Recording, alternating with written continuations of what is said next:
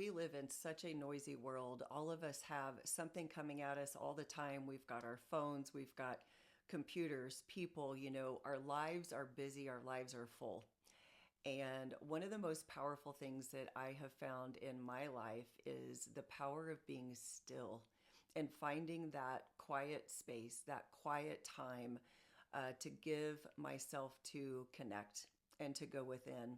And I think probably most of you are familiar with prayer. Maybe you pray. I do. But here's what happens so many times is people pray, maybe ask, give thanks, whatever it is. And then, it's human nature in busy lives. And then we take off.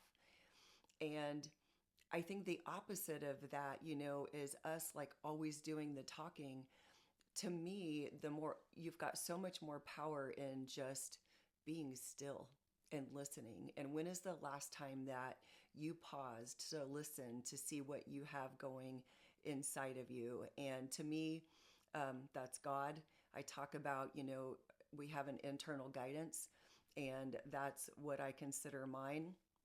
But we don't hear that if we are not still and if we are not quiet. And there's been so many times in my life, big things and small things. And, one thing is showing up on video and it's not comfortable. And I pushed against it for a while, but I had that tap, and that's what I call, the God tap, like on my shoulder for a really long time now to show up on video to I believe I'm supposed to tell my bigger story, my deeper story, and I will get there. You can't just jump right in. But this is part of me getting my reps in.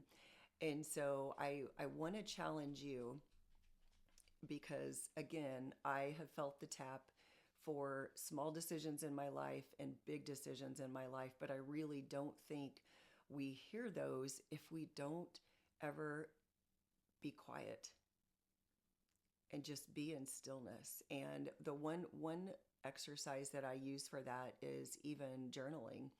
And I've always got a journal. And there's times in my life where I have even journaled to God and then just sat with it and, maybe asked for direction, asked for strength for, a decision. And let yourself be and let yourself be in that stillness and then journal and see what comes up for you. So, anyway, whatever that might look like for you, I want to encourage you to do it because I know that the majority of people do not. So, I'm going to challenge you to sit in stillness, to find some time. And I do have to add this. I used to coach a team. I was a district sales manager. I had several reps, and it was a very driven business, and it was go, go, go. We were in the operating room. So, I had reps that might leave the house at 4 a.m., to cover a case somewhere. And then then you also could get stuck out. And my point in that is I coached on the principles that I believe in even back then. And I had a rep tell me, I don't have time. And I just kind of paused and I was like, with as busy as you are, you don't have time not to. And so I'm going to challenge you with that as well, that you don't have time not to incorporate this practice into your life because there's so much power in it. That when you do, you are going to feel it. You're going to feel the direction. Things will unfold for you.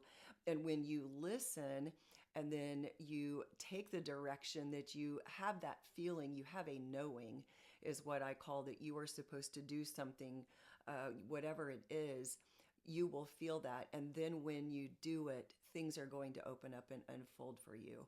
So I'm going to challenge you, find some stillness. And what a weekend to find stillness in as we go into Easter weekend. But give yourself a moment, grab a journal, say your prayers, whatever you want to do there. But sitting in stillness can be a challenge. So I'm challenging you for that. So I hope you take me up on it.